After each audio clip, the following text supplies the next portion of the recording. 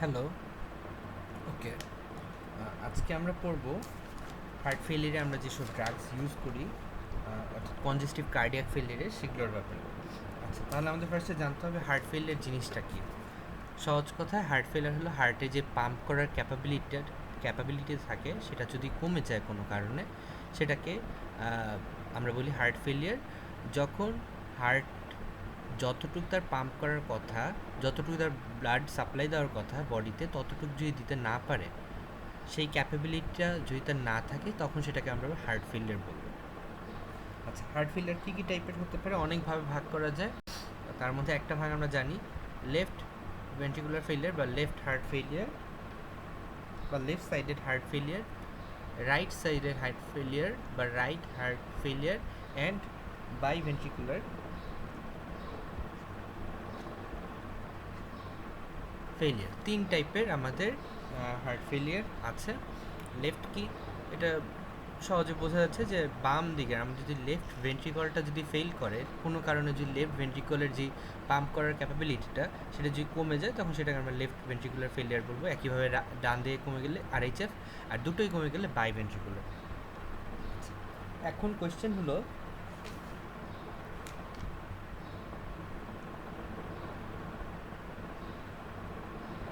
যখন heart failure হয় তখন বডিতে কি কি সমস্যা হতে পারে?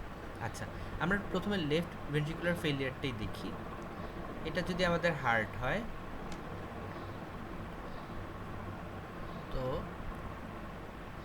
এটা হলো আমাদের অ্যাওরটা।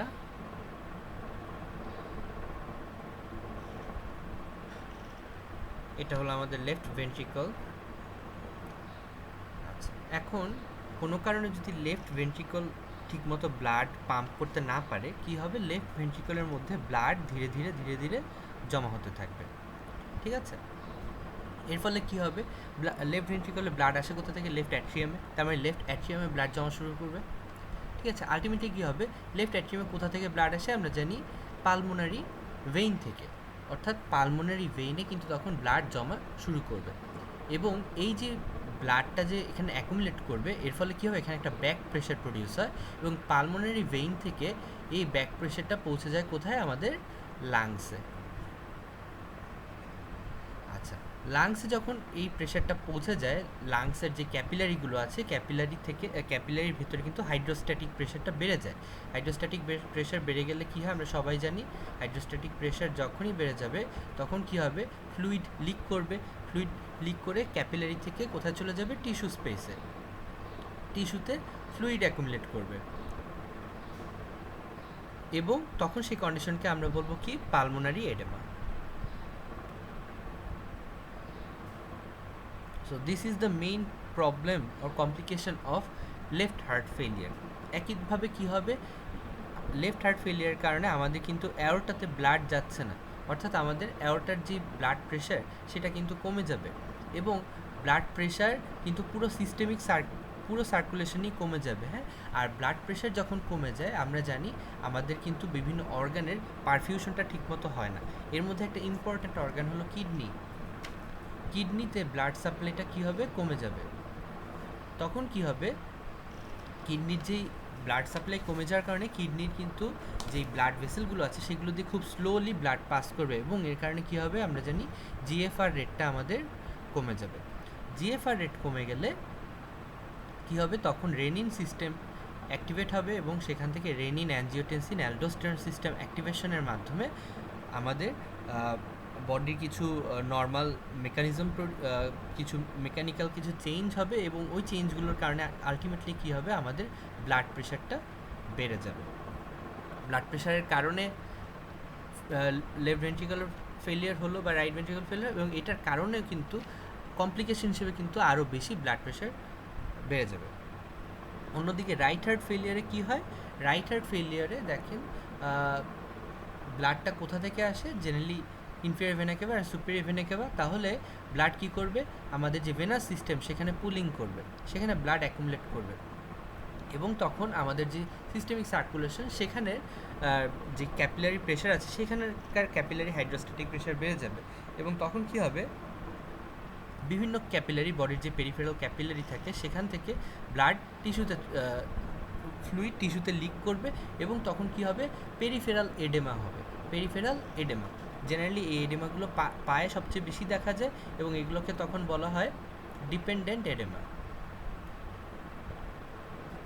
তবে রাইট হার্ট ফেলিয়ারের কারণে কিন্তু বডির যে কোনো জায়গায় এডেমা হতে পারে। সবার প্রথমে আসে কোথায়, পায়ে, কারণ কি পা সবার নিচে অবস্থিত, ডিপেন্ডেন্ট এরিয়া হলো পা, এর জন্য পায়ে সবচেয়ে বেশি আমাদের এই এডেমাটা জমা হবে। আর অন্যদিকে কি হবে, তাহলে আমরা দেখলাম সিস্টেমিক সার্কুলেশন ওরা কী কী এফেক্ট ফেললো।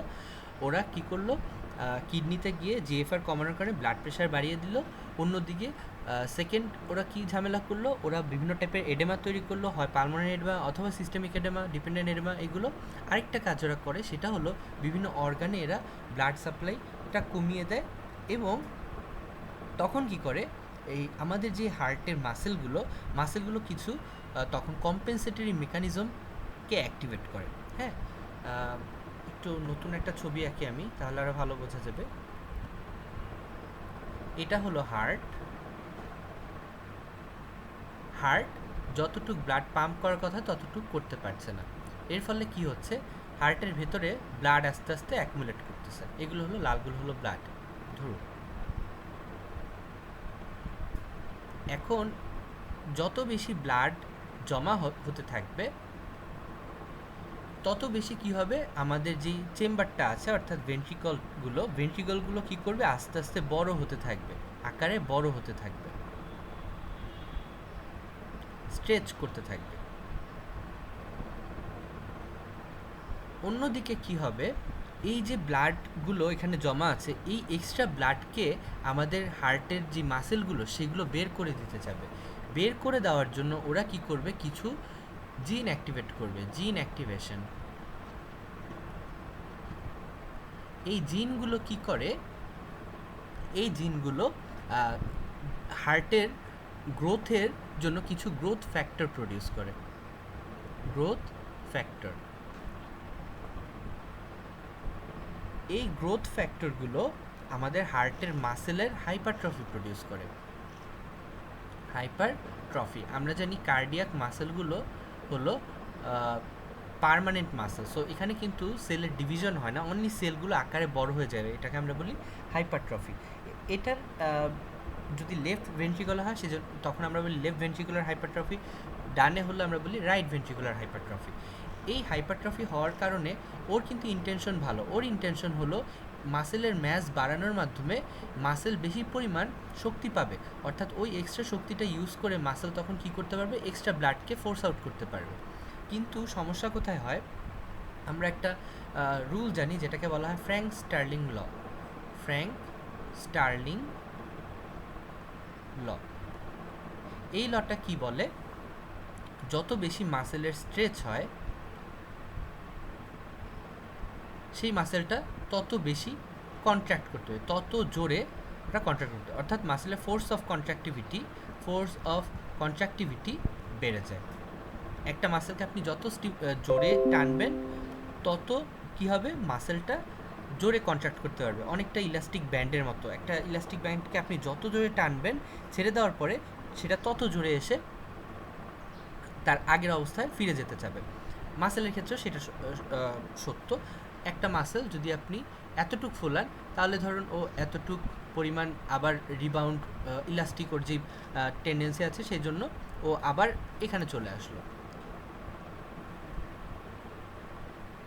কিন্তু আপনি যদি মাসেলকে এত বড়, এত বেশি পরিমাণ ফুলান, তখনও কি করবে, ও কিন্তু আগের অবস্থায় চলে আসবে, অর্থাৎ এই অবস্থাটায় ও আবার ফিরে আসতে চাবে। তাহলে দেখুন ওকে বেশি দূরত্ব অতিক্রম করতে হচ্ছে। এর কারণে কি হয়, বেশি দূরত্ব অতিক্রম করতে যাওয়ার কারণে ওর কিন্তু বেশি ফোর্স নিয়ে এই কন্ট্রাকশনটা দিবে এবং এখানে কিন্তু এক্সট্রা পরিমাণ ব্লাডগুলো বের হয়ে যাওয়ার একটা সম্ভাবনা তৈরি হবে। এটাকে আমরা বলি ফ্র্যাঙ্ক স্টার্লিং ল। এই ফ্র্যাঙ্ক স্টার্লিং লটা হার্টের ক্ষেত্রে প্রযোজ্য।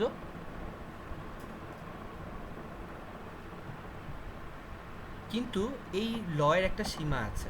অবভিয়াসলি আপনি যখন একটা রাবার ব্যান্ডকে ধরে টানছেন, আপনি যদি এত জোরে টান দেন যে তার যেই স্থিতিস্থাপকতার সীমা থাকে, তার যেই হায়েস্ট ক্যাপাবিলিটি থাকে, সেটা যদি ব্রেক হয়ে যায়, কী হবে, ব্যান্ডটা ছিঁড়ে যাবে। এখানে ঠিক ওরকমই একটা জিনিস হয়, যখন অনেক বেশি হাইপারট্রফি হয়, ওই হাইপারট্রফিড মাসেলগুলো আর কন্ট্রাক্ট করে ভিতরে আসতে পারে না।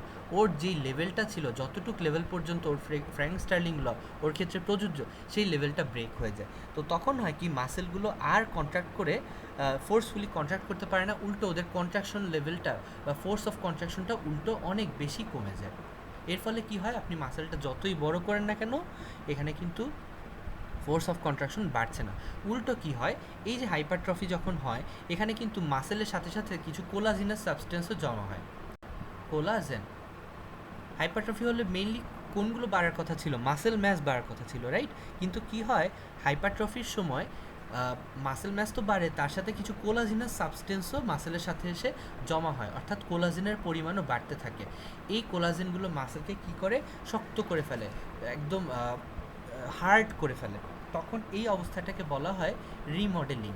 রিমডেলিং, হার্টের জন্য এই রিমডেলিং খুবই খারাপ একটা সিচুয়েশন, কারণ রিমডেলিং একবার হয়ে গেলে সেটা একটা ইরিভার্সিবল কন্ডিশন এবং সেটা থেকে বের হয়ে আসা খুব কষ্টকর। তো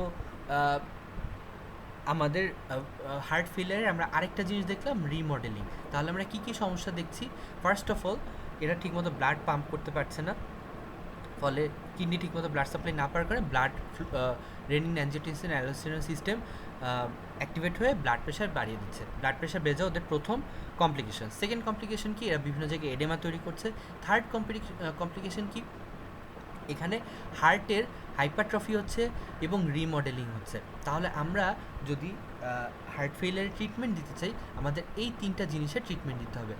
সাথে আরেকটা জিনিসের ট্রিটমেন্ট দিতে হবে, যখন হাইপারট্রফি হয়ে যাবে এবং রিমডেলিং হবে, তখন মাসেলগুলো যেহেতু ঠিকমতো কাজ করতে পারতেছে না, মাসেলের কন্ট্রাকশন ঠিক নেই, এই জন্য কী হবে, মাসেলের যেই স্ট্রোক ভলিউম অ্যান্ড মাসেলের যেই হার্ট রেট, কার্ডিয়াক যে হার্ট রেট, সবগুলোই কমে যাবে। ঠিক আছে, তাহলে আমরা কী কী দেখলাম? চারটা জিনিস। First of all oedema, second of all remodelling, hypertrophy, third of all stroke volume, heart rate, এগুলো কমে যাচ্ছে, ফোর্স অফ কন্ট্রাক্টিলিটি কমে যাচ্ছে, অ্যান্ড ফোর্থ অফ অল হলো গিয়ে এখানে এডেমা তৈরি হচ্ছে। তাহলে আমাদের এমন ড্রাগ চুজ করতে হবে যেগুলো এই চারটা সমস্যার সমাধান করতে পারে। তো এই জন্য আমরা কী কী ড্রাগ ইউজ করি আমরা একটু দেখে নিই। এগুলোকে অনেকভাবে ভাগ করা যায়, আমরা একটা সোজা ভাগটা দেখি। এখানে যেসব ড্রাগসগুলো ইউজ করা হয়, এগুলোকে আমরা দুটো ভাগে ভাগ করতে পারি। Drugs with positive inotropic effect,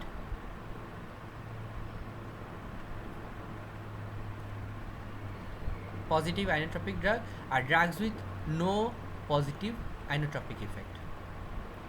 দেখুন এখানে হার্ট রেট, স্ট্রোক ভলিউম এগুলো বেড়ে যাচ্ছে, এগুলো কমে যাচ্ছে। তো আমরা যদি পজিটিভ আইনোট্রপিক কোনো ড্রাগস দিই, আমরা জানি পজিটিভ আইনোট্রপিক ইফেক্ট কি, হার্টের মাসেলের যদি হার্ট রেট এবং স্ট্রোক ভলিউম কোনোভাবে বাড়ানো যায়, সেই ইফেক্টটাকে বলা হয় পজিটিভ আইনোট্রপিক ইফেক্ট। তাহলে পজিটিভ আইনোট্রপিক ইফেক্ট দেয় এমন ড্রাগ ইউজ করে আমাদের হার্ট রেট, তারপরে আমাদের স্ট্রোক ভলিউম এগুলোকে বাড়াতে হবে। অন্যদিকে কী করতে হবে, আমাদের এই যে এক্সেস যেই ব্লাড প্রেশারটা বেড়ে যাচ্ছে, এই ব্লাড প্রেশারটাকে কমানোর জন্য আমাদের এক্সট্রা কিছু ড্রাগ ইউজ করতে হবে। এগুলো পরে আমাদের এই যে drugs with no positive inotropic ইফেক্টে। আর এই দুটো সমস্যার যখন আমরা সমাধান করব, একটু পরে আমরা দেখতে পারবো বাকি যে দুটো সমস্যা ছিল, অর্থাৎ একটা হলো হাইপারট্রফি রিমডেলিং অ্যান্ড আরেকটা হলো আমাদের পালমোনের এডেমা।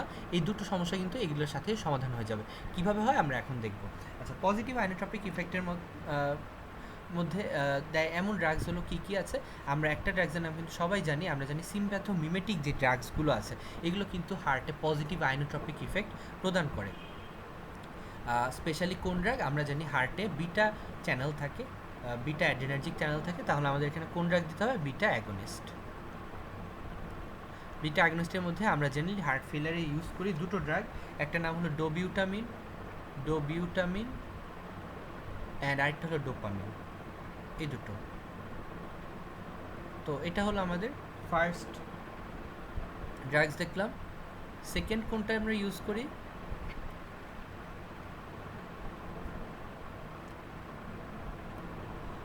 এটা ইম্পর্টেন্ট ড্রাগ, এটাকে আমরা বলি কার্ডিয়াক গ্লাইকোসাইডস।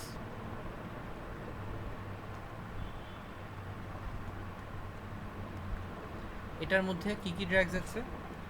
তিনটা মেইন ড্রাগস আছে, ডিজক্সিন বা ডিগক্সিন বলে অনেকে, ডিগক্সিন,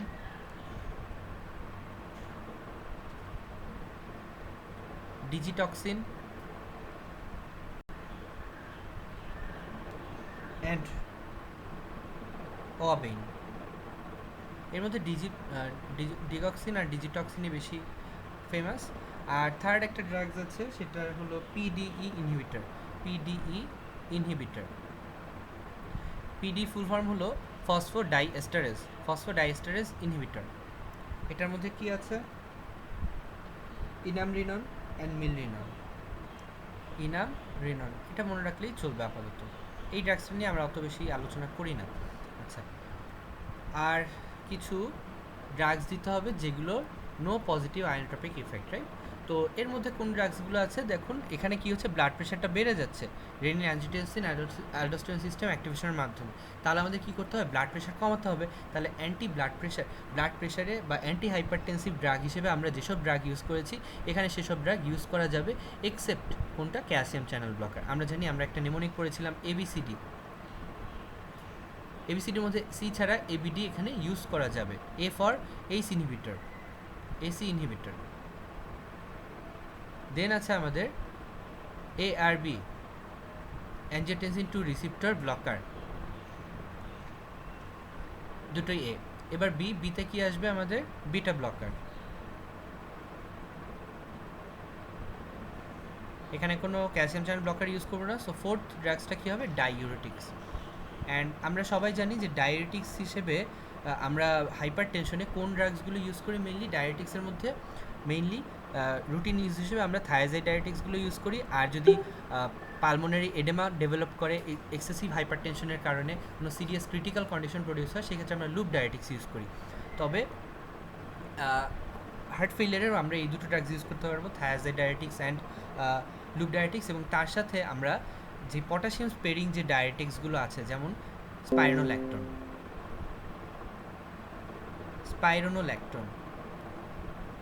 এটা কিন্তু আমরা ইউজ করতে পারবো।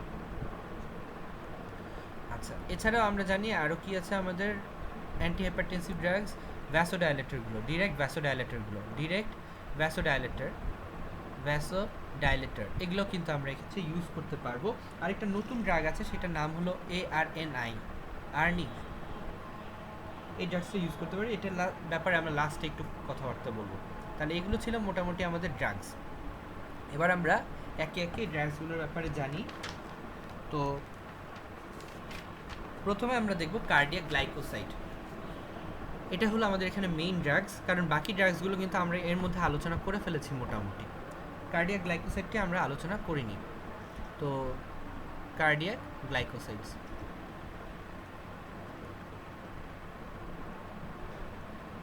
আচ্ছা, কার্ডিয়াক গ্লাইকোসাইডস ইজ একটু ডিফারেন্ট টাইপের একটা ড্রাগ। এটা একটু কিছু পিকুলারিটিস আছে। তো এই ড্রাগসগুলোর কী কী টাইপের কার্ডিয়াক গ্লাইকোসাইড আছে? মেনলি 3 টাইপের। একটা হলো প্ল্যান্ট অরিজিন, অর্থাৎ এগুলো প্ল্যান্ট থেকে নেওয়া হয়, যেমন ডিজিটক্সিন, যেগুলো আমি একটু আগে বললাম, এগুলো হলো মেনলি প্ল্যান্ট অরিজিন। এছাড়াও অ্যানিম্যাল অরিজিন থেকে পাওয়া যায় হলো বুফোটক্সিন, বুফো ফর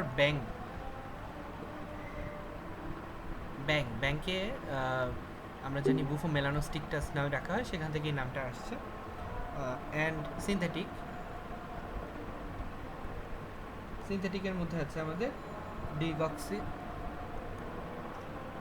ডিগক্সিজেনিন।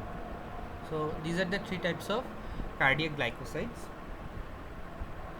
এখন আমরা একটা জিনিস একটু দেখব, ড্রাগসটার ব্যাপারে বলার আগে আমরা ড্রাগসের কিছু প্রপার্টিজের ব্যাপারে দেখব, অর্থাৎ ড্রাগসের কেমিক্যাল যেই কনফিগারেশন আছে সেটার ব্যাপারে আমরা একটু ধারণা নিব।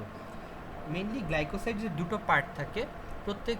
যত টাইপের গ্লাইকোসাইড আমরা ড্রাগ হিসেবে ইউজ করি, গ্লাইকোসাইডগুলোর দুটো পার্ট থাকে, একটা হলো সুগার পার্ট বা কার্বোহাইড্রেট পার্ট, আর একটা হলো নন সুগার পার্ট। এবং এই দুটো পার্টে কিন্তু আলাদা আলাদা কাজ আছে। এটা ভাইভাতে খুব জিজ্ঞেস করা হয়, what are the different functions of sugar and non sugar part, or sugar পার্টের আরেকটা নাম হলো গ্লাইকন, আর নন সুগার পার্টের আরেকটা নাম হলো অ্যাগ্লাইকন। অ্যাগ্লাইকন অ্যান্ড গ্লাইকন। তো তোমাকে জিজ্ঞেস করতে পারে যে what is the function of glycone and what is the function of aglycone part of glycosides. তো কী কী? মেনলি যে সুগার পার্টটা, এটা হলো আমাদের যে ড্রাগসটা থাকে, ড্রাগটাকে লিপিড সলিউবল করে, লিপিড সলিউবল করে। আর যখনই একটা ড্রাগ লিপিড সলিউবল হয়, সেটা কি হয়, আমরা জানি ড্রাগ যত বেশি লিপিড সলিউবল হবে সে তত বেশি কি হবে, অ্যাবজর্বেবল হবে, রাইট? অর্থাৎ তার অ্যাবজর্পশনটা বেড়ে যাবে, এবং অ্যাবজর্পশন যত বাড়বে কি হবে, ড্রাগসের যে পোটেন্সি অ্যান্ড তার যে duration of action, DOA, duration of action, এগুলো কিন্তু বেড়ে যাবে। আরেকটা কাজ খুব ইম্পর্টেন্ট কাজ করে, সেটা হলো ইট prevents degradation, prevents enzymatic breakdown বা ডিগ্রেডেশন।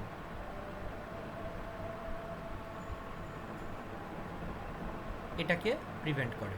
তো এগুলো ছিল সুগার পার্টের কাজ। আর নন সুগার পার্টে কয়েকটা অংশ থাকে। নন সুগার পার্টের মধ্যে থাকে একটা স্টেরয়েড নিউক্লিয়াস, একটা স্টেরয়েড পার্ট থাকে। তোমরা স্টেরয়েড নিউক্লিয়াসের ব্যাপারে জানো, আমি এদিকে আর যাচ্ছি না। স্টেরয়েডগুলো কী করে, এটার মিনারেল কর্টিকয়েড অ্যাক্টিভ ইফেক্ট দেয়।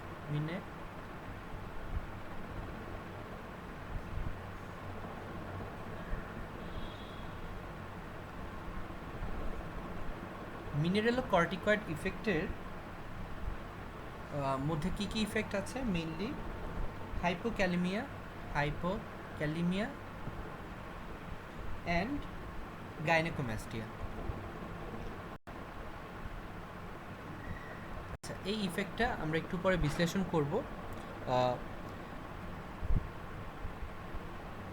কেন হচ্ছে এটা সেটা আমরা বিশ্লেষণ করব একটু পরে, যখন আমরা অ্যাডভার্স ইফেক্ট করবো তখন। আপাতত মনে রাখতে হবে এই যে স্টেরয়েড নিউক্লিয়াসটা থাকে, এই স্টেরয়েডটা অনেকটা, আমরা জানি আমাদের যে স্টেরয়েড হরমোনগুলো আছে বা কর্টিকোস্টেরয়েড হরমোনগুলো আছে বডিতে, সেই ঠিক মিনারেলো কর্টিকয়েড হরমোনগুলোর মতো কাজ করে এই স্টেরয়েড পার্টটা থাকার কারণে। এবং আমরা জানি কর্টিকয়েডের কিছু কাজ আছে, যেমন একটা কাজ হলো কর্টিকয়েড যেগুলো আছে সেগুলো হলো বডিতে হাইপোক্যালিমিয়া প্রডিউস করে, অ্যান্ড আরেকটা কাজ হলো এরা গাইনোকোম্যাস্টিয়া প্রডিউস করে। তো যেহেতু এই ব্লাডগুলোর এই মিনারেল কর্টিকয়েড ইফেক্ট দেয়, সো এরাও কিন্তু এই কর্টিকোস্টেরয়েডের মতো হাইপোক্যালিমিয়া অ্যান্ড গাইনোকোম্যাস্টিয়া প্রডিউস করবে। And then there is a lactone ring থাকে এখানে একটা। এই ল্যাকটন রিংটা মেইনলি কার্ডিওটনিক অ্যাকশন প্রোভাইড করে। আচ্ছা, এই জিনিসটা কি, আমাদের এই কার্ডিয়াক গ্লাইকোসাইডটা কেন আমরা হার্টের ডিজিজে ইউজ করি? Cause this is a drug which is very much sensitive to হার্টের প্রতি এদের যে আসক্তি বা হার্টের প্রতি এদের যে অ্যাট্রাকশন সেটা বেশি। এই অ্যাট্রাকশনটা প্রডিউস করার জন্য আমাদের ল্যাকটন রিংটা জরুরি। And then there is the OH group.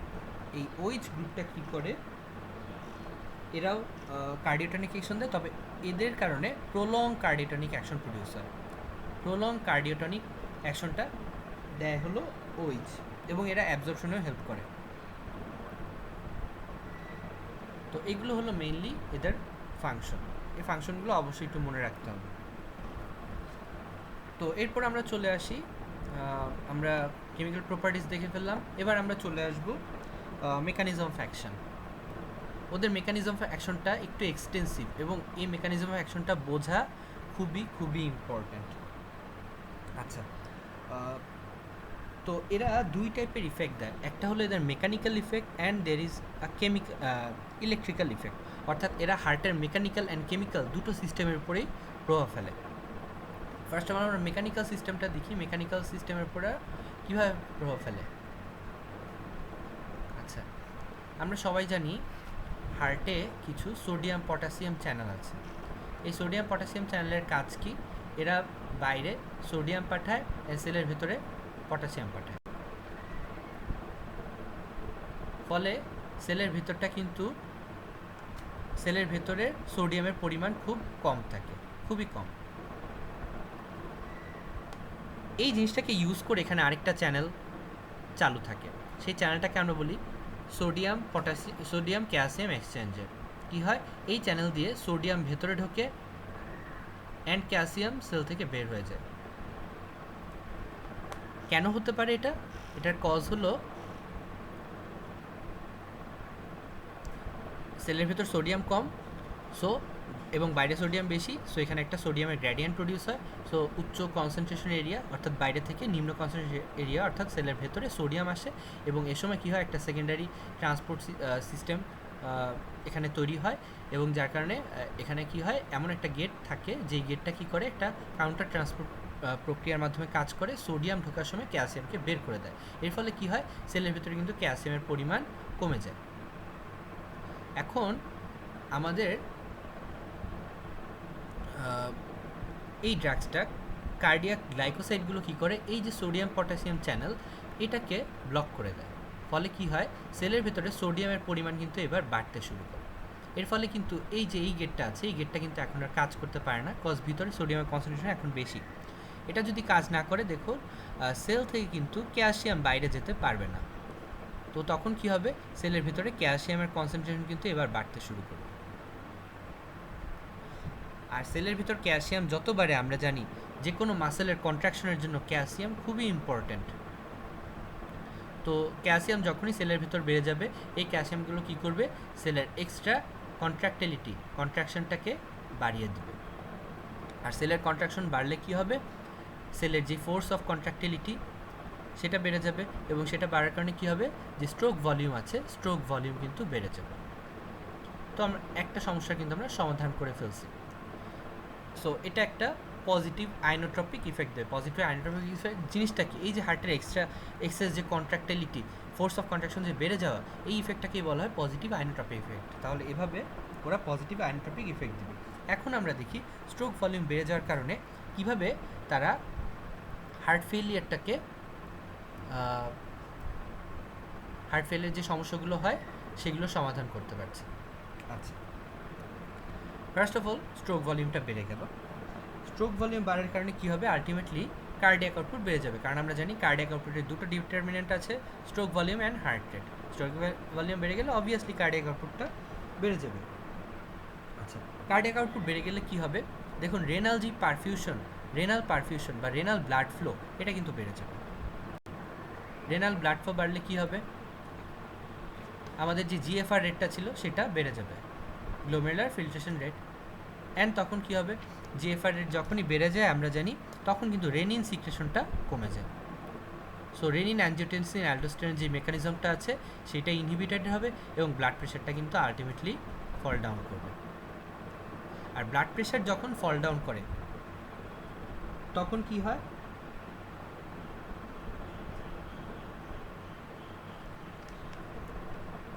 Blood pressure যখনই ফল ডাউন করে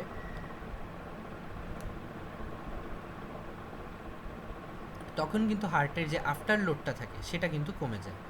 তোমরা সবাই জানো আফটার লোড জিনিসটা কি, ব্লাডকে যেই প্রেশারের অ্যাগেনস্টে পাম্প করতে হয় সেটাকে আমরা বলি আফটার লোড। আফটার লোডের অন্যভাবে বলা যায় এটা total peripheral resistance. Total peripheral resistance যত বাড়বে আফটার লোড তত বেশি হবে। এখানে যেহেতু ব্লাড প্রেশারটা কমে যাচ্ছে, কি হচ্ছে, লেস প্রেশার এগেনস্টে হার্টকে পাম্প করতে হচ্ছে, অর্থাৎ আফটার লোডটা কমে যাচ্ছে। আর হার্টকে যেহেতু কম শক্তি ইউজ করতে হচ্ছে, যেহেতু এখানে কম প্রেশার এগেনস্টে হার্টকে পাম্প করতে হচ্ছে, অর্থাৎ হার্টের কিন্তু এখন আগের মতো আর হাইপারট্রফি হওয়ার দরকার থাকে না। এই জন্য হাইপারট্রফির যে প্রবলেমটা সেটা কিন্তু ধীরে ধীরে রিলিফ হবে।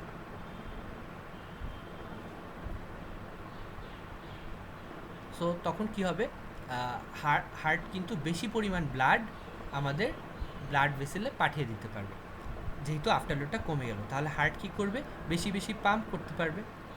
পাম্প করতে পারলে হার্টের ভিতর যে ব্লাড অ্যাকুমুলেটেড অবস্থায় ছিল সেই অ্যাকুমুলেটেড ব্লাডের পরিমাণ কমতে থাকবে। এর কারণে কি হয়, আমাদের যে এন্ড ডায়াস্টোলিক ভলিউম, আমরা জানি ডায়াস্টোলের পর হার্টে যতটুকু ব্লাড থাকে সেটাকে আমরা বলি এন্ড ডায়াস্টোলিক ভলিউম। যেহেতু ব্লাডকেও বের করে দিতে পারছে, এখানে অ্যাকুমুলেটেড ব্লাড থাকছে না, তাহলে হার্টের এন্ড ডায়াস্টোলিক ভলিউমটা কিন্তু তখন কমে যাবে। আর এন্ড ডায়াস্টোলিক ভলিউম কমলে কি হয়, এন্ড ডায়াস্টোলিক ভলিউম কমলে এখানে কি হবে, হার্টের যে ফাইবারের যে সাইজটা, ফাইবারের সাইজটা কমে যাবে, ফাইবার সাইজ কমে যাবে। ফাইবার সাইজ কমলে কী হবে, ওই যে ফ্র্যাঙ্ক স্টার্লিংস লর যে লিমিট ছিল সেটাকে ক্রস করে গিয়েছিল এই হার্ট ফেলিয়ারের ক্ষেত্রে। যখনই ফাইবার লেন্থটা ধীরে ধীরে কমে যাবে, ওরা কিন্তু আবার ফ্র্যাঙ্ক স্টার্লিং লয়ের যে সীমানা, যে লিমিট, সেটার মধ্যে চলে আসবে। তখন কি হবে, তার যে কন্ট্রাক্টাইলিটি সেটা কিন্তু আবার বেড়ে যাবে।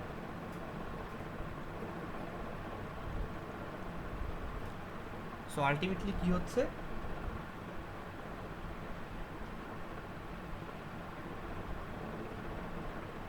কন্ট্রাক্টাইলিটি বেড়ে যাওয়ার কারণে এখানে কিন্তু আমাদের দেখা যাচ্ছে যে হার্ট বেশি পরিমাণ ব্লাড পাম্প করতে পারছে, অর্থাৎ এখানে যে সমস্যাগুলো প্রডিউস হচ্ছিল এই সমস্যাগুলো মোটামুটি চলে যাবে।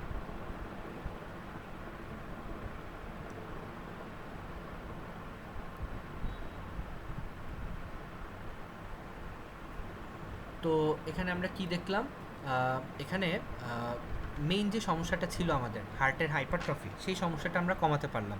কন্ট্রাক্টাইলিটির যে সমস্যা ছিল সেটা আমরা সলভ করতে পারলাম। এখন আমরা দেখব এডেমার প্রবলেমটা আমরা কীভাবে সলভ করি এটার মাধ্যমে। ফার্স্ট অফ অল, এখানে রেনাল ব্লাড ফ্লো বেড়ে যাচ্ছে, রাইট? যেহেতু কার্ডিয়াক আউটপুট বেড়ে যাচ্ছে, রেনাল আউটফ্লোটাও বেড়ে যাচ্ছে, রেনাল ব্লাড ফ্লো বেড়ে যাচ্ছে। এর ফলে কি হচ্ছে, জিএফআর বেড়ে যাচ্ছে। জিএফআর বাড়লে এখানে কিন্তু রেনিন অ্যাঞ্জিওটেনসিন অ্যালডোস্টেরন সিস্টেমটা অ্যাক্টিভেট হচ্ছে না, এবং রেনিন আমাদের কম হচ্ছে। রেনিন কম হওয়ার কারণে আমাদের যে অ্যালডোস্টেরন ছিল সেটার প্রোডাকশনে কিন্তু কম হচ্ছে, কারণ রেনিন অ্যালডোস্টেরন যে রেনিন অ্যাঞ্জিওটেনসিন অ্যালডোস্টেরন যে অ্যাক্সিসটা পুরোটাই কিন্তু ইনহিবিটেড হচ্ছে। তাহলে অ্যালডোস্টেরনের পরিমাণও কমে যাচ্ছে।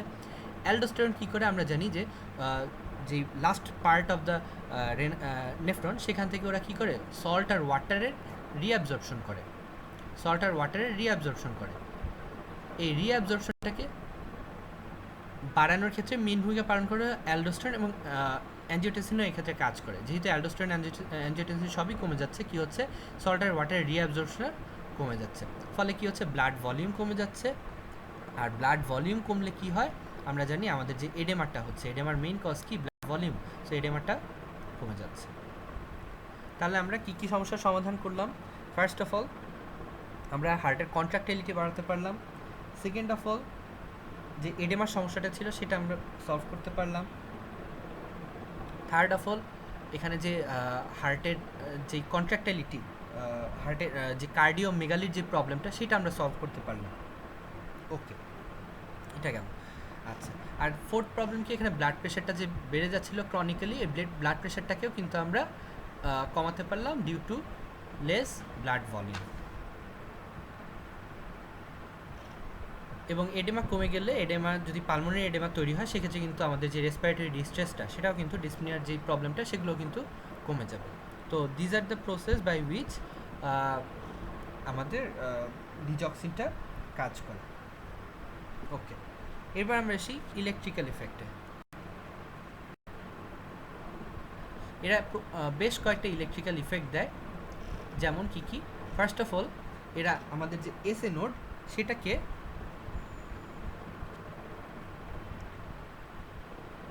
রেটটাকে ডিক্রিজ করে, অর্থাৎ এরা কিন্তু আমাদের হার্ট রেটকে কমায়। দেখুন, আমাদের কিন্তু এখানে হার্ট রেট বাড়ানোর তেমন কোনো একটা দরকার হয় না। স্ট্রোক ভলিউম যদি বেশি থাকে, that is enough for us. আমাদের হার্ট রেট বাড়ানোর কোনো দরকার নেই আলাদা, কারণ হার্ট রেট বাড়লে উল্টো আরও সমস্যা হতে পারে, ট্যাকিকার্ডিয়া হতে পারে, অ্যারিথমিয়া হয়ে পেশেন্ট ডেড হয়ে যেতে পারে। এই জন্য আমরা যত হার্ট রেট কম রাখতে পারি, it is actually good for us. এবং সেই কাজটা কিন্তু করতেছে, কারণ কি, ওরা এসএ নোডকে গিয়ে ইনহিবিট করছে। আর আমরা জানি এসএ নোডকে বলা হয় pacemaker of the heart.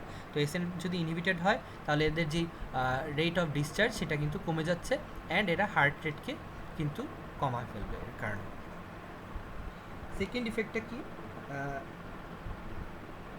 Atrial muscle, অ্যাট্রিয়ামে ওরা কি ইফেক্ট ফেলে, এরা অ্যাট্রিয়ামের যে রিফ্র্যাক্টরি পিরিয়ড, এটা আমরা ফার্স্ট ইয়ারে সেকেন্ড ইয়ারে পড়ে এসেছি, এই রিফ্র্যাক্টরি পিরিয়ডটাকে কমায়। ঠিক ঠিক আছে, এটা তেমন একটা ভূমিকা রাখে না, জাস্ট এটা একটা ইফেক্ট, আমরা এই জন্য বললাম। এটা কিন্তু আমাদের হার্ট ফেলিয়ারের জন্য খুব একটা ইম্পর্টেন্ট না। এভি নোডে ওরা কী করে? এভি নোডকে ওরা ইনহিবিটেড করে, এভি নোডকে ওরা ইনহিবিটেড করবে। অ্যান্ড এভি নোড যখন ইনহিবিটেড হয়, আমরা অ্যাট্রিয়াম থেকে ভেন্ট্রিকলে কার্ডিয়াক ইম্পালস বা ইলেকট্রিক্যাল সিগন্যালগুলো পাঠানোর ক্ষেত্রে মেইন কাজটা কী করে? AV node. তাহলে এভি নোড যদি ইনহিবিটেড হয় সেক্ষেত্রে কী হবে? আমাদের যে কন্ডাক্টিভিটি,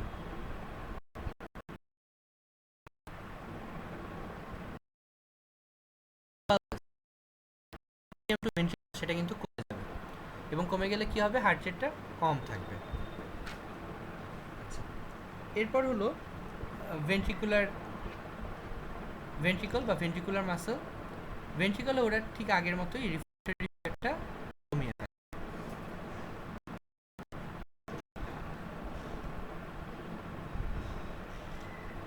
এগুলো হলো মেইন ওদের ইফেক্ট।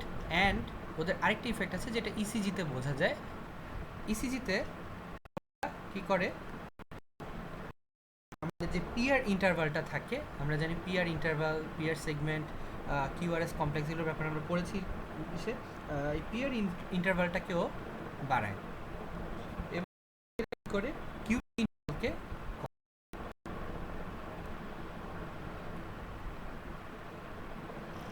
একটা নর্মাল ইসিজি কীরকম হয় দেখতে? একটা পি ওয়েভ থাকে, দেন কিউ আর এস কমপ্লেক্স থাকে, দেন একটা টি ওয়েভ থাকে, P Q R S T. ওরা কি করবে? কিউটি যে ইন্টারভালটা থাকে এটাকে কমাবে, আর ওরা যে পিআর ইন্টারভালটা থাকে এটাকে বাড়াবে। এটাকে কেন বাড়ায় ওরা? কারণ ওরা এভি নোডকে ইনহিবিটেড করে। এভি নোডকে ইনহিবিট করলে এই এরিয়াটা কি ডিনোট করে? এই এরিয়াটা ডিনোট করে যে ওই যে যখন অ্যাট্রিয়াম থেকে ভেন্ট্রিকলে কার্ডিয়াক ইম্পালস আসতে থাকে তখন কিন্তু একটা ডিলে প্রডিউস হয়, এটা হলো সেই ডিলেটা। তো ওরা যদি কন্ডাকশন ভেলোসিটি কমিয়ে দেয় এভি নোডকে ইনহিবিট করার মাধ্যমে, তাহলে কিন্তু এই যে ডিউরেশনটা এটা কিন্তু বেড়ে যাবে। সো আলটিমেটলি পিআর যে ইন্টারভালটা এটা কিন্তু বেড়ে যাবে। ঠিক আছে, অন্যদিকে ওরা কি করে? ওরা ভেন্ট্রিকলের মাসেলের রিফ্র্যাক্টরি টাইমটা কমিয়ে দেয়। রিফ্র্যাক্টরি টাইম কমালে কি হবে? হার্টের একটা কন্ট্রাকশন হতে কিন্তু কম সময় লাগবে। আর কিউআরএস কমপ্লেক্স মেইনলি আমাদের ভেন্ট্রিকলের কিউআরএস কমপ্লেক্স হলো মেইনলি ভেন্ট্রিকুলার ডিপোলারাইজেশন, আর টি ওয়েভটা হলো ভেন্ট্রিকুলার রিপোলারাইজেশনকে ডিনোট করে। তাহলে কোনোভাবে যদি আমরা ভেন্ট্রিকুলার মাসেলের রিফ্র্যাক্টরি পিরিয়ডটা কমিয়ে দিতে পারি, অর্থাৎ মাসেলটার আমরা ডিপোলারাইজেশন এবং রিপোলারাইজেশনের যে টোটাল টাইমটা সেটাকে কমিয়ে দিতে পারি, তাহলে আলটিমেটলি কিন্তু আমাদের কিউটি ইন্টারভালটা কমে যাবে।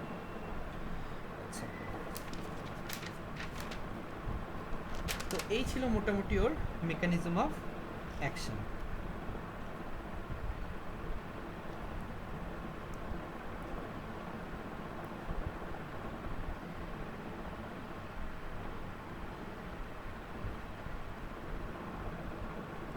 আচ্ছা, so these are the mechanism of action.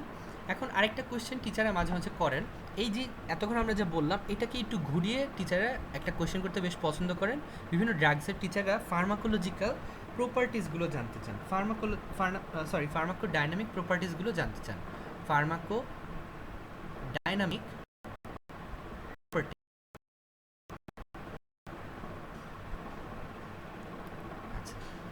মানে একটা ড্রাগস কী ফার্মাকোডাইনামিক ইফেক্ট ফেলে বডিতে, সেটার ব্যাপারে টিচাররা একটু জানতে চান।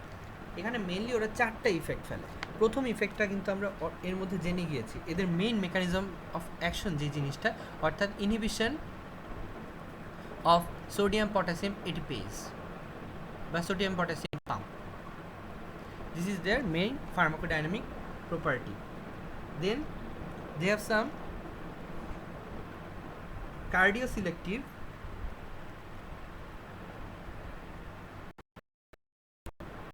parasympathetic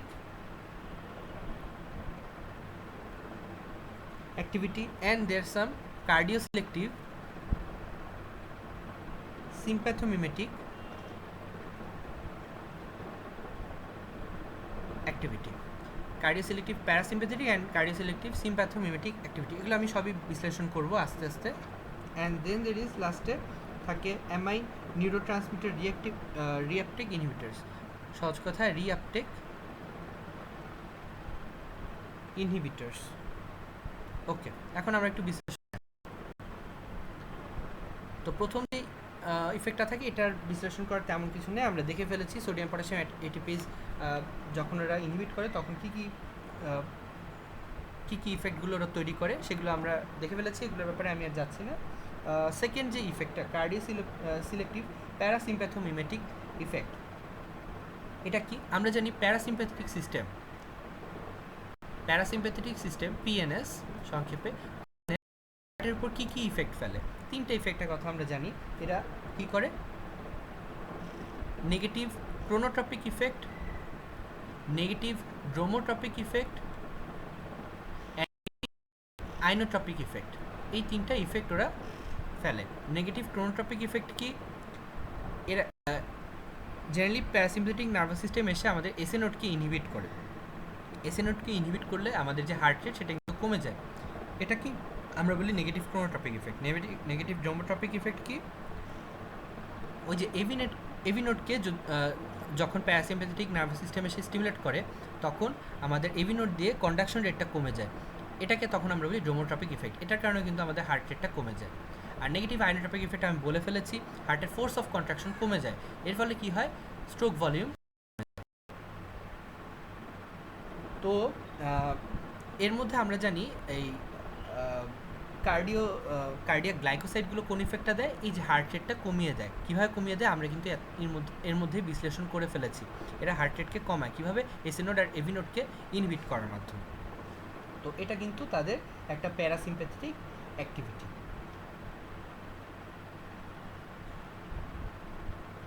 আচ্ছা, থার্ড অফ অল কি, ওদের কার্ডিও সিলেক্টিভ সিম্প্যাথোমিমেটিক অ্যাক্টিভিটি। যখন আমরা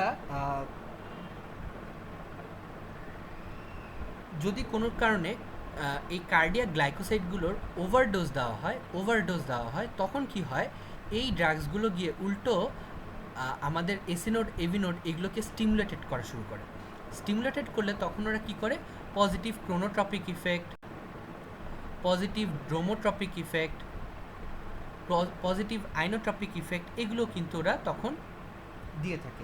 মেনলি তো ওরা নেগেটিভ আইনোট্রপিক ইফেক্ট দেয় না, তখনও কম ডোজ থাকুক বেশি ডোজ থাকুক ওরা সবসময় পজিটিভ ইফেক্ট দিয়ে থাকে, কিন্তু শুধুমাত্র ওভারডোজ অবস্থাতেই এরা পজিটিভ ক্রোমোট্রপিক অ্যান্ড ড্রোমোট্রপিক ইফেক্টটা দেয়। আর নর্মাল যখন সাধারণ আমরা যে ডোজ দিই তখন কিন্তু এরা নেগেটিভ ইফেক্টগুলো দেয়। তাহলে পজিটিভ ক্রোমোট্রপিক ইফেক্ট দিলে ওভারডোজেরা কী করবে, হার্ট রেট বাড়বে, ড্রোমোট্রপিক ইফেক্টের কারণে হার্ট রেট বাড়বে, আর পজিটিভ আইনোট্রপিক ইফেক্টের কারণে তো অলওয়েজই ওরা স্ট্রোক ভলিউমটা বাড়াবে। আর আমরা জানি যে আমাদের সিম্প্যাথেটিক নার্ভাস সিস্টেম কী করে, ঠিক এই কাজগুলো করে, পজিটিভ ইফেক্টগুলো দেয় এবং ওরাও কিন্তু হার্ট রেট আর স্ট্রোক ভলিউম বাড়ায়। তাহলে এখানে কী করছে, ওরা সিম্প্যাথেটিক নার্ভাস সিস্টেমের মতো অনেকটা ইফেক্ট দিচ্ছে, এই জন্য একে বলা হয় cardio selective sympathomimetic activity. And finally ওরা যে ইফেক্টটা দেয় সেটা কি, অ্যামাইন নিউরোট্রান্সমিটার রিঅ্যাপটেক ইনহিবিটর্স।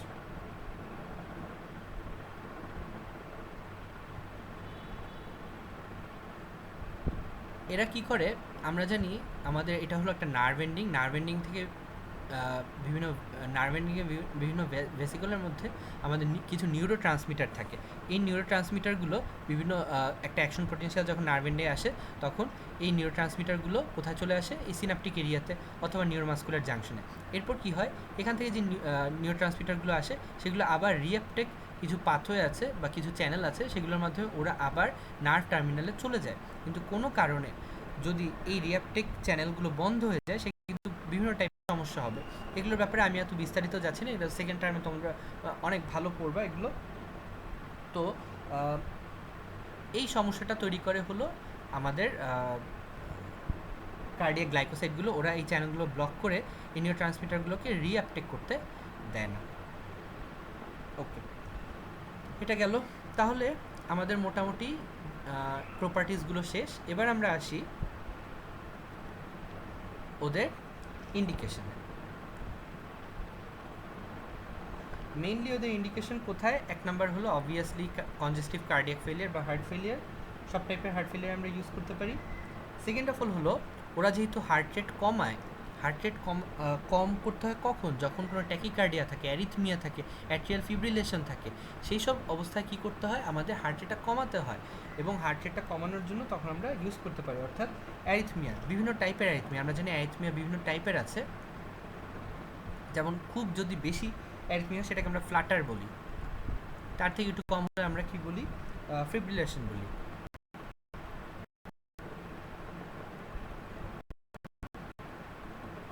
এই দুই ক্ষেত্রে কিন্তু আমরা ইউজ করতে পারি। ইভেন আমরা এসভিটি, সুপ্রা ভেন্ট্রিকুলার ট্যাকিকার্ডিয়া, যে কোনো ট্যাকিকার্ডিয়াতে আমরা ওদের ইউজ করতে পারি। তো গেল আমাদের ইন্ডিকেশন, এবার আসি আমরা অ্যাডভার্স ইফেক্টে।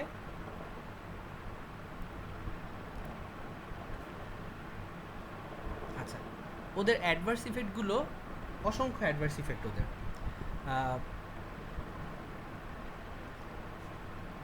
এদের প্রচুর অ্যাডভার্স ইফেক্ট, তবে এদের যেটা সবচেয়ে common adverse effect, most common, মনে রাখতে হবে এমসি, মোস্ট কমন হলো এদের অ্যানোরেক্সিয়া, নজা, ভমিটিং, ডায়রিয়া, অর্থাৎ গ্যাস্ট্রোইন্টেস্টাইনাল যে সিমটমসগুলো আছে সেগুলো সবচেয়ে বেশি থাকে এদের। এছাড়া দেখো ওরা কিন্তু কার্ডিয়াক কিছু অ্যাডভার্স ইফেক্ট প্রডিউস করে সিবিএসে। কী কী? যেমন দেখো এটা হার্ট রেট কমায়, এবং কমিয়ে কী করতে পারে? এরা ব্র্যাডিকার্ডিয়া পর্যন্ত প্রডিউস করে ফেলতে পারে যদি ওভারডোজ দেওয়া হয়, সরি, যদি যেই লেভেলে দেওয়ার কথা তার থেকে বেশি ডোজ দেওয়া হয়। এছাড়াও বাইজিমিনি, ট্রাইজিমিনি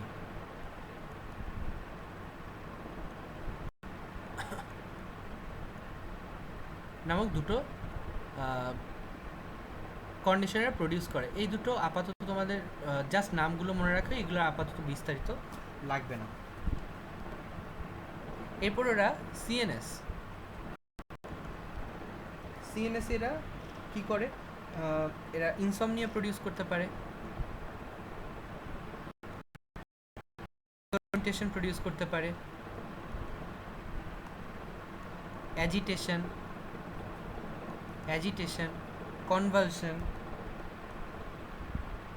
কনভালশন, ইভেন সাইকোসিস পর্যন্ত প্রডিউস করতে পারে। এই জিনিসগুলো কেন প্রডিউস হয়? মেইনলি আমরা জানি আমাদের ব্রেনে কিন্তু বিভিন্ন টাইপের কেমিক্যাল সাবস্টেন্সের একটা ব্যালেন্স থাকা দরকার। এই ব্যালেন্সগুলোর ক্ষেত্রে একটা বড় ভূমিকা, ব্যালেন্সগুলো মেনটেন্সে একটা বড় ভূমিকা পালন করে ওই যে রিঅ্যাপটেক সিস্টেমগুলো। তো বিভিন্ন টাইপের রিঅ্যাপটেক সিস্টেম যদি ইনঅ্যাক্টিভেট হয়ে যায় বা কোনো প্রবলেম প্রডিউস হয় এসব ক্ষেত্রে, তখন কিন্তু হয় কি, ওই যে নিউরোট্রান্সমিটার যে ব্যালেন্সটা সেটা থাকে না, তখন ব্রেনে বিভিন্ন টাইপের সিমটমস দেখা যায়, বিশেষ করে বিভিন্ন সাইকোলজিক্যাল সিমটমস দেখা যায়, যেমন ইনসমনিয়া, ডিসঅরিয়েন্টেশন, কনভার্সন, সাইকোসিস, এগুলো সবই কিন্তু আমাদের সাইকোলজিক্যাল সিমটমস, এগুলো প্রডিউস হয়। অ্যান্ড ফাইনালি কি হয়? হাইপোক্যালিমিয়া।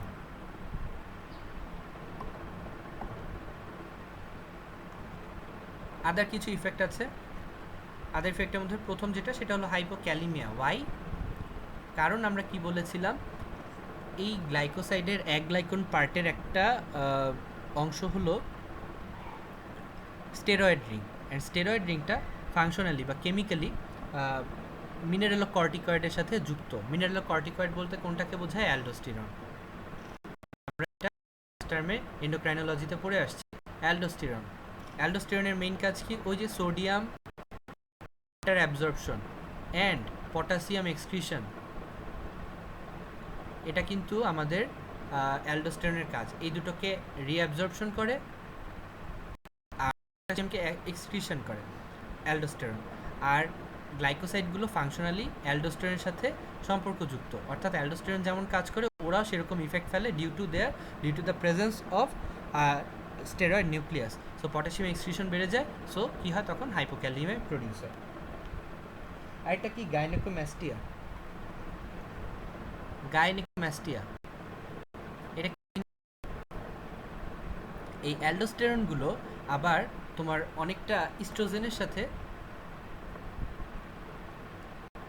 সম্পর্কিত কেমিক্যালি, অর্থাৎ এই দুটার তোমার অ্যালডোস্টেরন এবং ইস্ট্রোজেন, এই দুটো কেমিক্যালি অনেকটা সিমিলার। এই জন্য ইস্ট্রোজেন যে কাজ করে তার কিছু কিছু কাজ আবার অ্যালডোস্টেরনও করে থাকে। অ্যান্ড আমরা জানি ইস্ট্রোজেনের একটা মেইন ফাংশন হলো ব্রেস্ট ডেভেলপমেন্ট। জেনারেলি আমাদের বডি যখন নর্মাল সুস্থ অবস্থায় থাকে তখন এই অ্যালডোস্টেরনগুলো কিন্তু লিভার ধ্বংস করে ফেলে, অর্থাৎ এই অ্যালডোস্টেরনগুলো এক্সেস বডিতে জমা হওয়ার কোনো সুযোগ নেই। অর্থাৎ এরা কিন্তু ইস্ট্রোজেনের মতো এরাও গিয়ে ব্রেস্ট ডেভেলপমেন্ট করতে পারে না একজন পেশেন্টের। কিন্তু কোনো পেশেন্টের যদি লিভারে কোনো প্রবলেম থাকে তখন কি হয়, এই অ্যালডোস্টেরনগুলোর ডিস্ট্রাকশন হয় না, তখন বডিতে অ্যালডোস্টেরনের পরিমাণ বেড়ে যায় এবং এই অ্যালডোস্টেরন গিয়ে তখন কিন্তু ব্রেস্ট ডেভেলপমেন্ট করে, অর্থাৎ ছেলেদের ব্রেস্ট তৈরি করে। এই কন্ডিশনটাকে আমরা বলি গাইনেকোম্যাস্টিয়া। তাহলে গাইনেকোম্যাস্টিয়া তৈরি হওয়ার একটা কজ হলো লিভার যদি কোনো কারণে ডেস্ট্রয়েড হয়ে যাবে, যেমন chronic liver disease, liver cirrhosis, এইসব ক্ষেত্রে এটা প্রডিউস হয়। আরেকটা কন্ডিশন কি গাইনেকোম্যাস্টিয়া, এই যে গ্লাইকোসাইড, কারণ গ্লাইকোসাইডের একটা পার্ট হলো স্টেরয়েড এবং স্টেরয়েড পার্টটা হলো অনেকটা অ্যালডোস্টেরনের সাথে সম্পর্কযুক্ত, যে অ্যালডোস্টেরন আবার ইস্ট্রোজেনের সাথে সম্পর্কযুক্ত, অর্থাৎ ব্লাডে ইস্ট্রোজেনের সাথে সম্পর্কযুক্ত একটা কেমিক্যাল বেড়ে যাচ্ছে, যেটা হলো আমাদের সেই কার্ডিয়াক গ্লাইকোসাইড। তাহলে সেটা কী করবে, ব্রেস্ট ডেভেলপমেন্ট করবে, গাইনেকোম্যাস্টিয়া করবে। ওকে, এই ছিল মোটামুটি। আরেকটা জিনিস এরা করে ফিমেলের ক্ষেত্রে, মেলের ক্ষেত্রে এরা গাইনেকোম্যাস্টিয়া করে, আর ফিমেলের ক্ষেত্রে এরা গ্যালাক্টোরিয়া করে। গ্যালাক্টোরিয়া, গ্যালাক্টোরিয়া মানে হলো ব্রেস্ট থেকে নন প্রেগনেন্ট উইমেনে যদি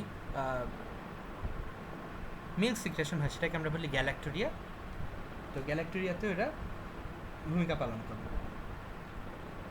তো এগুলো ছিল মোটামুটি ওদের ইফেক্ট, অ্যাডভার্স ইফেক্ট। নাও কন্ট্রাইন্ডিকেশন।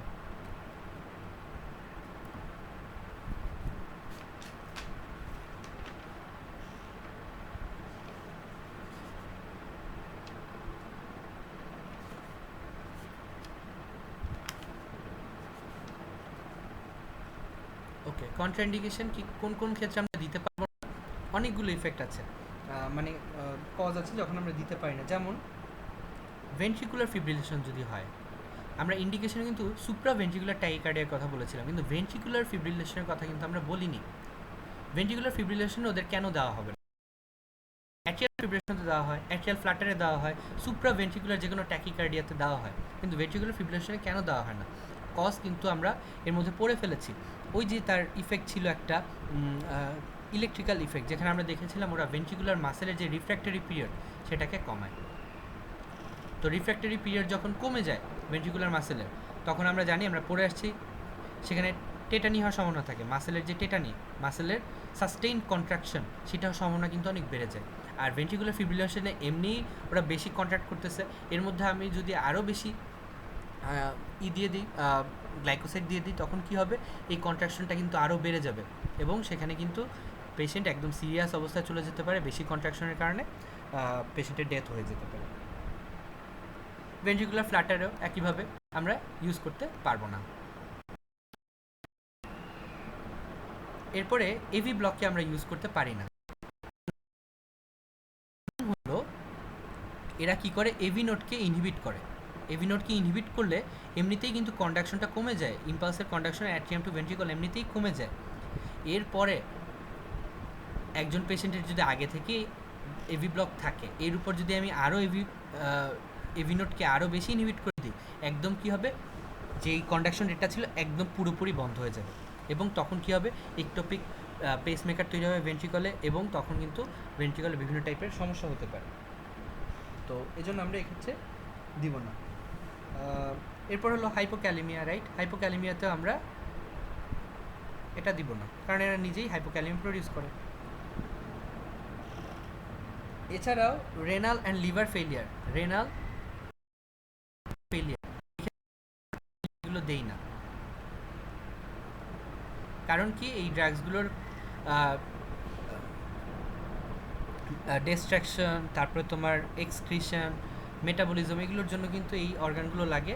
তাহলে এই অর্গান না থাকলে, এই অর্গান যদি কোনো প্রবলেম থাকে তখন কিন্তু বডিতে অ্যাকুমুলেট করবে, অ্যাকুমুলেট করে অন্যান্য যে অ্যাডভার্স ইফেক্টগুলো এগুলো ওরা বেশি পরিমাণ দিতে থাকবে, এই জন্য আমরা দিই না। তো এই ছিল মোটামুটি আমাদের কন্ট্রাইন্ডিকেশন, এই কটা মনে রাখলেই চলবে।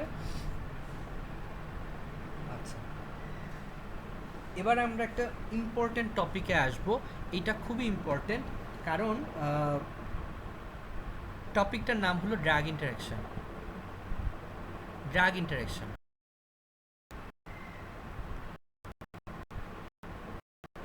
ডিজিটালিসের একটা খুব বাজে ইফেক্ট হলো এরা বিভিন্ন ড্রাগের সাথে বিভিন্নভাবে ইন্টারাকশন প্রডিউস করে। হ্যাঁ, এই ইন্টারাকশনগুলো আমাদের বডির জন্য বেশিরভাগ সময় খারাপ হয়ে থাকে।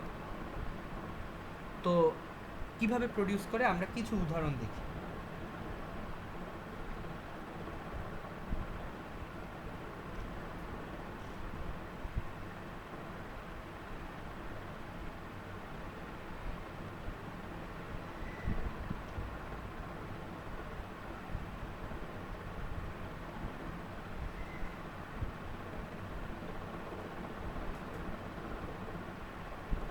আচ্ছা, প্রথম যেটা দেখব সেটা হলো বডির পটাশিয়ামের সাথে ইফেক্ট।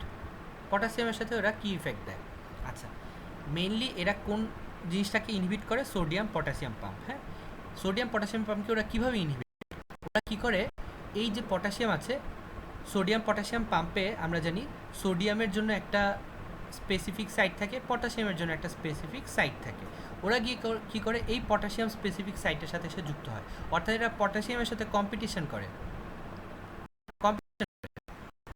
বডিতে যদি পটাশিয়ামের পরিমাণ অনেক বেশি থাকে, ইনক্রিজ পটাশিয়াম থাকে, হাইপার ক্যালিমিয়া, তখন কিন্তু এই পটাশিয়ামগুলো এই যে আমাদের ডিজিটালিসের যে ফাংশন সেটাকে ইনহিবিট করবে, অর্থাৎ ডিজিটালিসের যে অ্যাডভার্স ইফেক্টগুলো সেগুলোকে কিন্তু ওরা প্রিভেন্ট করতে পারবে।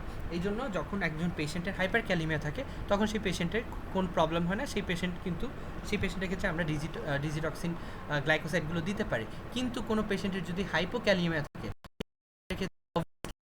কন্ট্রাইন্ডিকেটেড। আমরা কারণ কি, পটাশিয়াম না থাকায় এই চ্যানেলগুলো অকুপাই করার মতো কেউ থাকবে না, অর্থাৎ আনঅবভিয়াসলি আমাদের গুলো বা ডিজিটালিসগুলো এখানে অ্যাক্ট করতে পারবে এবং বেশি কাজ করার কারণে কি হবে, ডিজিটালিসের তখন অ্যাডভার্স ইফেক্ট তৈরি করার প্রবণতা বেড়ে যাবে। তো তখন সেটা পেশেন্টের জন্য খারাপ হতে পারে। এই জন্য আমরা কি করতে পারি, আমরা পেশেন্টের যাতে পটাশিয়াম লেভেল না কমে, ধরো তোমরা একজন পেশেন্ট আসলো তোমার কাছে হার্ট ফেলিয়ার নিয়ে, তখন তুমি কি করলা, ডিজিটালিস দিলা, আর নন ধরো কি দিলে, একটা ডায়াবেটিক্স দিলা, ডায়াবেটিক্সের মধ্যে দিলে তুমি লুপ ডায়াবেটিক্স দিলা,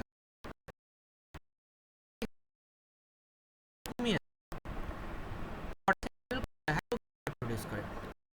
ডায়াবেটিক্সের সাথে কি আমরা ডিজিটালিস, আমাদের ডিজিটালিসের বিভিন্ন টাইপের সমস্যা তৈরি করতে পারি।